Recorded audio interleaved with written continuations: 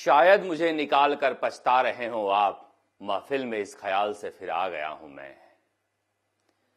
मुख्यमंत्री अशोक गहलोत और पूर्व उप मुख्यमंत्री सचिन पायलट की मुलाकात हुई। सियासत भी क्या सह है, जिसे बीमार चाहते हो उसी का ख्याल पूछते हो। आधे घंटे से लेकर 1 घंटे के बीच मुलाकात हुई।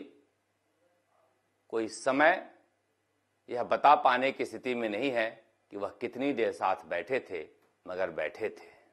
क्या बात हुई, क्यों बैठे थे, यह बड़ा सवाल है। क्योंकि पिछले 2 सालों से, या यूं कह लीजिए 3 सालों से, राजस्थान की सत्ता और राजनीति इन्हीं दोनों नेताओं के बीच घूम रही है। सवाल उठता है, क्या कुछ बदलने वाला है? किसने भेजा था सचिन पायलट को अशोक गहलोत से मिलने के लिए? क्या मुख्यमंत्री अशोक गहलोत, जो कहा करते थे कि दर पे आ जाए तो गले लगा लूंगा, गले लगा पाए क्या? यह बेहद दिलचस्प किस्सा है। किस्सा यूं है कि कांग्रेस आलाकमान चाहता था कि रैली से पहले दोनों नेता एक साथ बैठें और संदेश जाए कि राजस्थान में एका है। मगर क्या इसके लिए सब तैयार थे? कहते हैं मुख्यमंत्री अशोक गहलोत को सचिन पायलट को अपने दर पर पाकर ऐसा सदमा लगा कि अगले दिन तक वह खोए खोए नजर आ रहे थे। उन्हें ऐसा लगा यह कैसे हो गया।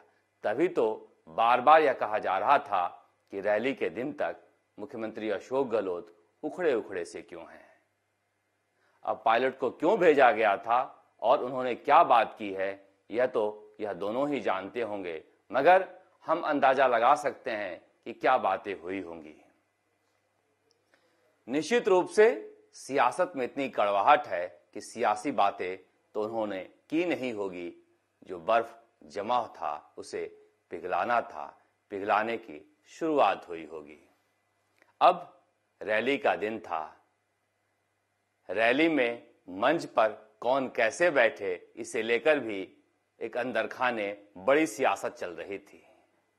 तय था कि विधायक और मंत्री मुख्य स्टेज पर नहीं बैठेंगे, मगर कांग्रेस आलाकमान के यहां से संदेश आया कि सचिन पायलट अगली पंक्ति में बैठेंगे। इसके भी कई तरह के संदेश हैं।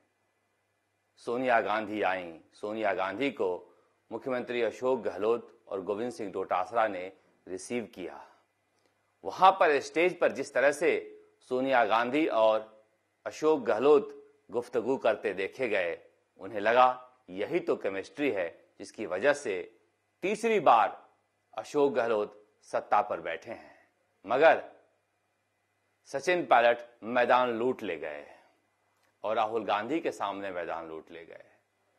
बहुत सारे नेताओं का नाम पुकारा अपने संबोधन में, मगर सचिन पायलट के नाम लेते ही जिस तरह से लहरों की तरह जनता उठी। पूरे देश के कांग्रेस के नेताओं ने स्टेज से देखा कि सचिन पायलट का क्या जादू है। पुराने जादूगर का जादू उतर रहा है क्या?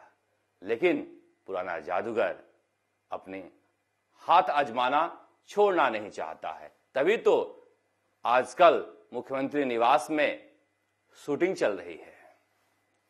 मुंबई से फोटोग्राफर आए हैं, वीडियोग्राफर आए हैं, ऐसा कहा जा रहा है, और देश के नामी गिरामी फोटोग्राफर मिलकर मुख्यमंत्री अशोक गहलोत की तस्वीरें उतार रहे हैं। राजस्थान के अलग अलग हिस्सों में कैसा पहनावा है, क्या पगड़ी है, क्या पाग है, उन सब के साथ अशोक गहलोत की तस्वीरें खींची जा रही हैं। यह तस्वीरें चुनाव के समय के लिए है या चुनाव से पहले की तैयारी है, पता नहीं, मगर 3 साल सरकार के पूरे होने पर जिस तरह से अशोक गहलोत तैयारी कर रहे हैं, निश्चित रूप से वह चौथी बार के लिए तैयारी कर रहे हैं।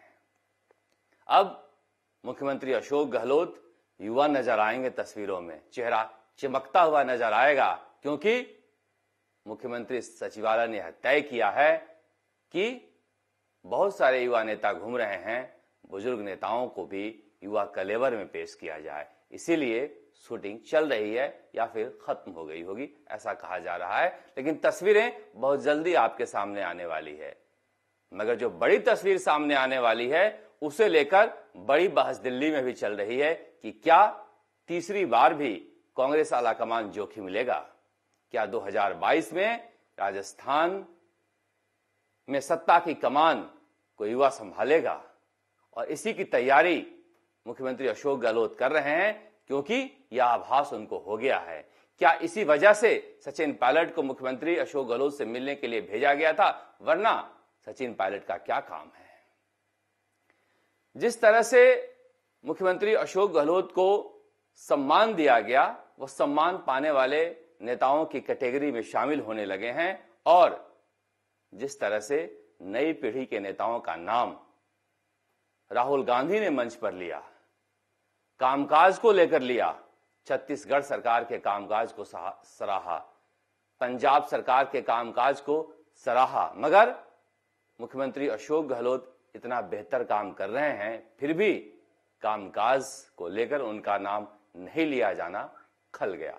हालांकि इसकी भरपाई प्रियंका गांधी ने कर दी थी।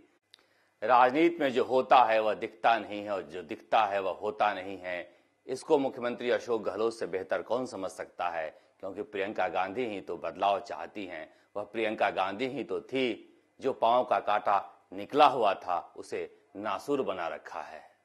इसीलिए सवाल उठ रहा है कि क्या बदलाव की मंशा कांग्रेस आलाकमान ने बना लिया है? अगर बना लिया है तो क्या उत्तर प्रदेश चुनाव के ठीक बाद होगा या फिर एआईसीसी के चुनाव के बाद अक्टूबर या नवंबर में होगा? मगर ऐसा माना जा रहा है कि कांग्रेस आलाकमान ने बदलाव का मूड बना लिया है और तभी यह चाहता है कि सचिन पायलट अशोक गहलोत के साथ रहें।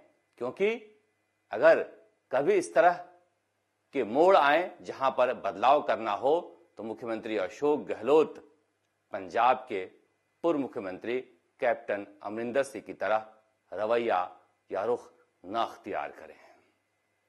बीजेपी भी इस बात को समझती है कि अगर चेहरा बदला तो चुनाव आसान नहीं होगा। इसीलिए अमित शाह गए हैं और अब जेपी नड्डा आ रहे हैं। उनकी तैयारियों में बीजेपी लगी हुई है, मगर कांग्रेस उससे पहले की तैयारियों में लगी हुई है।